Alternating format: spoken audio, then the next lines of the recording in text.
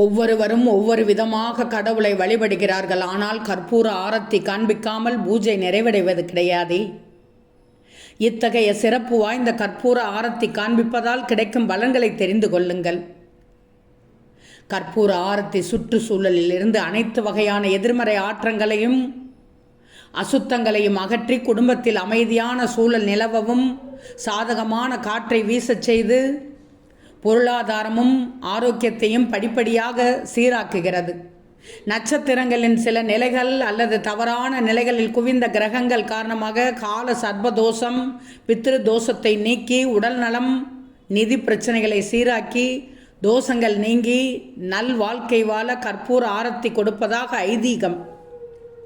சூரிய அஸ்தமனத்தில் கற்பூர ஆரத்தியை ஏற்றி தெய்வங்களை மகிழ்விப்பது வீட்டில் அமைதி கிடைக்கும், கடவுளின் பூரண அருள் கிடைப்பதற்கு வழிவகுக்கிறது.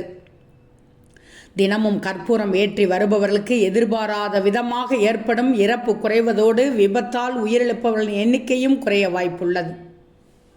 கற்பூரமானது சுற்றுச்சூழலில் இருந்து தீங்கு விளைவிக்கும் நுண்ணுயிரிகளை அகற்றி அமைதியான சூழலை உருவாக்கி கனவுகளை விலக்கி வைக்கும். படிப்படியாக சில மனநல பிரச்சனைகளையும் சரி செய்துவிடும். கற்பூரம் ஏற்றி வைப்பவர்கள் பொருளாதார முன்னேற்றம் பெறலாம். ஒரு ரோஜாவை எடுத்து அதில் ஒரு சிறிய கற்பூரத்தை ஏற்றுங்கள். பின்னர் அந்த ரோஜாவை துர்கா தேவியின் பாதத்தில் வைத்து வணங்குங்கள். இந்த முறையை தொடர்ந்து 43 நாட்கள் கடைபிடிப்பது நிதி முன்னேற்றத்திற்கு உதவும். நிதி பரிகாரங்கள் துர்கா தேவியுடன் தொடர்புடையது என்பதால் நவராத்திரியின் போதும் இதை செய்யலாம்.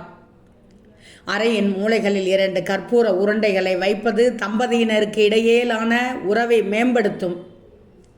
வீண் வாக்குவாதங்களும் சண்டை சச்சரவுகளும் அடிக்கடி நிகழாமல் குடும்பத்தில் அமைதி உண்டாவதோடு கோபமும் குறையும் என்று சாஸ்திரங்கள் கூறுகிறது.